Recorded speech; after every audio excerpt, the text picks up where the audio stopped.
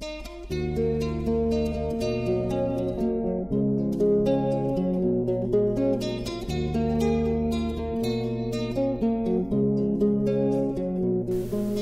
Ihsan Ilwan, kita di tahun ini telah mengalami suatu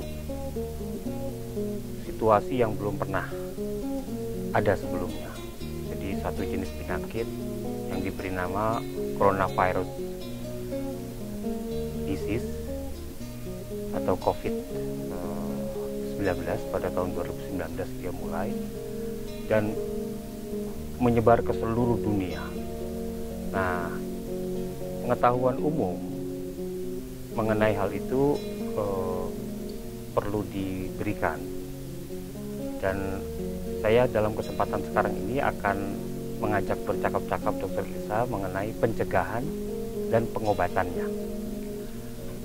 Mengenai pencegahan, sebenarnya bagaimana caranya pencegahan terhadap penyebaran penyakit ini? Gini, kembali kepada sifat virus ya, sifat virus dan cara penularan.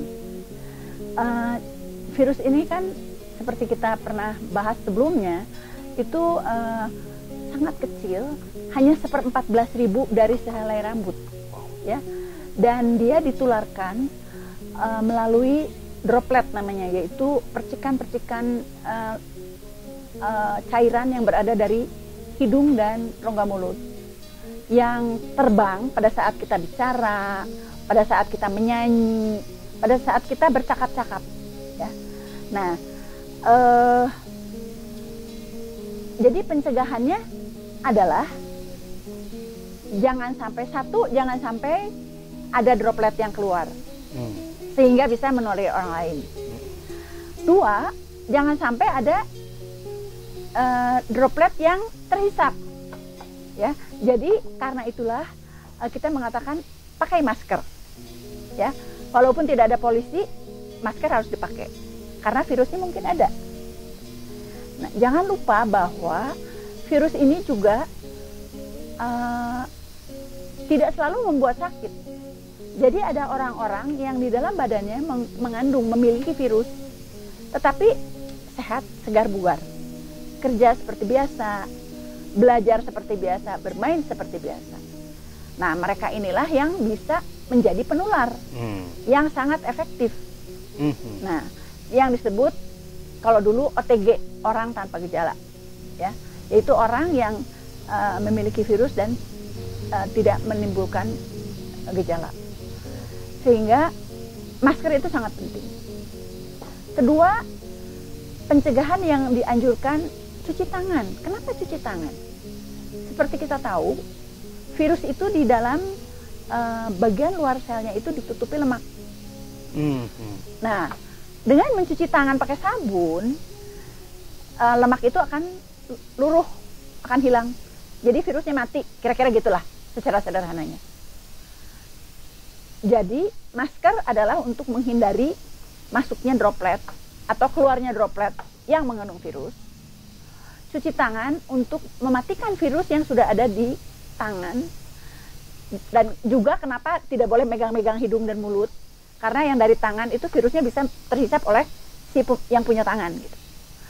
Kemudian yang ketiga, jaga jarak. Kenapa jaga jarak 1,5 meter? Ya, karena droplet itu, cairan dari hidung dan mulut itu terbangnya itu paling jauh 1,5 meter gitu, kira-kira gitu. Jadi kita jelas dulu ya, yang 3M, memakai masker, mencuci tangan, dan menjaga jarak. Menjaga jarak itu juga, dalam kaitan menjaga jarak itu juga mencegah kerumunan, ya, sama. Nah, pencegahan yang lain yang secara aktif adalah vaksinasi. Oh ya. Nah, ini juga penting sekali diketahui, karena di dunia ini setelah begitu banyak orang, berjuta-juta orang divaksinasi, kok waktu awal 2020 penderita baru 500.000, bulan Maret April ada 4 juta penderita baru sedunia. 4 juta penderita baru COVID-19 sedunia. Kenapa gitu? berarti vaksin tidak mempan gitu kan? Atau yang diributkan kan ada mutasi virus yang menyebabkan virus itu tidak bisa lagi dicegah oleh vaksinasi. Pertama, saya ingin ajak semua untuk bicara vaksinasi itu apa sih? Memang mencegah virus, tapi bukan berarti virusnya mental gitu ya, masuk terus nggak apa-apa, keluar lagi, enggak. Virus masih bisa masuk ke dalam badan orang itu, dan orang itu masih bisa sakit. Tapi yang biasanya itu sakitnya sakit, batuk, pilek, pneumonia, mati, ICU, mati gitu kan. Sekarang mungkin cuman sakit, batuk, pilek, demam, sembuh gitu. Nah, jadi yang disebut kalau bahasa ilmiahnya efekasi itu kan kalau dari 100 orang percobaan, berapa yang sesudah divaksinasi masih bisa sakit gitu ya. Tapi kalau itu kan di laboratorium orang percobaan. Kalau di tengah masyarakat disebutnya efektivitas vaksin. Nah, kan orang ribut nih karena ada pernyataan baru beberapa hari yang lalu dari pejabat pencegahan penyakit menularnya Tiongkok yang mengakui bahwa vaksin dari Tiongkok itu efektivitasnya rendah. Dia tidak ngomong, tapi yang kita tahu di Indonesia laporan sementara efektivitas vaksin itu 65%. Tapi di Brasil hanya 50,4%. Itu dari 12.000 tenaga kesehatan yang divaksinasi. Nah, kan orang kemudian, oh begitu rendah ya. Jangan salah, di Indonesia pada saat ya hasil sementara ya, uji klinis ketiga di Bio Farma, Fakultas Kedokteran Unpad, itu berarti mencegah kesakitan dan kematian 6 juta orang. Jumlahnya banyak. Bukan sedikit gitu loh. Bukan berarti vaksin itu tidak bermakna gitu. Tapi kan kemudian ini yang saya ingin kita semua juga mewaspadai. Banyak juga orang yang katakanlah kalau ibaratnya mah dulu dibilang memancing di air keruh, ya. Terus dikatakan ada politik, ada macam-macam deh, ada motif mencari keuntungan gitu. Sehingga dipelintir gitu informasinya. Jadi saya tetap mengatakan itu tidak rendah. Karena WHO mengatakan asal di atas 50% efektivitas. Walaupun ada vaksin-vaksin baru di bawah tanda kutip, yaitu vaksin yang dibuat dengan menghidupkan mRNA, messenger RNA namanya. Nah, apa bedanya sih kalau vaksin lama yang Sinovac itu kemudian disuntikan ke dalam badan menumbuhkan antibodi melawan virus yang akan masuk, gitu, yang masuk. Itu yang tradisional lah, kayak vaksin cacar dan sebagainya. Tapi ada vaksin-vaksin baru yang disebut messenger RNA itu kelebihannya adalah dia mampu secara spesifik menumbuhkan protein duri itu, melawan protein duri si virus. Jadi badannya itu dilatih bukan membuat antibodi tapi anti terhadap protein spike-nya itu, spesifik gitu. Dan itu lebih canggih, lebih efektif lah katakan. Kalau nggak salah itu Pfizer itu sekitar 90% gitu. Pfizer, Moderna. Tapi kan isunya adalah berapa banyak sih yang bisa diproduksi, ya. Kemudian kan juga karena soal politik itu termasuk misalnya jemaah haji nggak boleh masuk ke Mekah, Madinah kalau suntikannya Sinovac misalnya. Itu kalau menurut saya kategorinya politik gitu, ya. Itu alasan aja. Karena memang produksi vaksin, produksi obat COVID juga menjadi arena ekonomi politik gitu ya. Asal kita tahu aja. Dr. Lisa, bagaimana halnya dengan pengobatan? Pengobatan itu ada 2. Jadi ada pengobatan umum, memperbaiki keadaan umum, ya, karena gejala dari COVID itu biasanya seperti penyakit saluran pernafasan atas yang kemudian jadi penyakit paru-paru atau pneumonia, dan gejalanya sesak, ya. Nah, untuk gejala sesak itu perlu oksigen, kemudian pertukaran zat cairan. Jadi orang masuk rumah sakit biasanya kalau COVID langsung diinfus, dikasih O2 oksigen, dan dicek kadar O2-nya dalam darah. Nah, memang perlu kita tahu juga bahwa belum ada obat yang mujarab yang khusus untuk COVID. Ini yang pengobatan spesifik. Ya, pengobatan spesifik COVID itu belum ditemukan obat khususnya. Banyak penyelidikan, banyak penelitian, banyak bahkan percobaan-percobaan ya, termasuk dalam pengobatan yang ada itu adalah memberikan obat-obat antivirus, ya. Antivirus umum. Antivirus yang pada penyakit lain, misalnya obat Ebola, sakit Ebola itu remdesivir. Nah, remdesivir itu ternyata ampuh gitu untuk COVID. Masalahnya adalah mahal banget. Obat itu satu ampul harganya 3 juta di Indonesia. Nggak tahu tuh BPJS bisa bayar atau enggak gitu kan. Saya juga tidak tahu apakah itu dipakai secara rutin dalam pengobatan-pengobatan di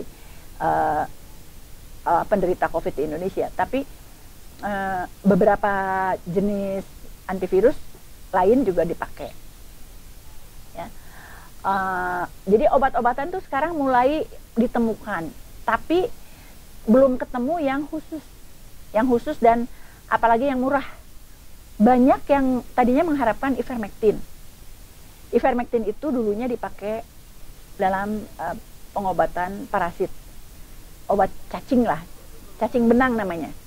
Itu banyak banget di Afrika, sehingga itu juga beberapa peneliti mengatakan ivermectin itu penggunaan ivermectin menyebabkan COVID di Afrika penularannya tidak sehebat di negara-negara lain, gitu ya, di benua-benua lain.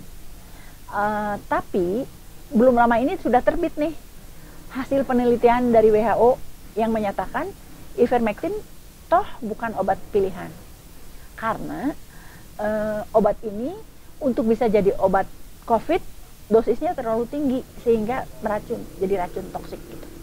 Ya. Nah, itu mungkin yang dari segi pengobatan.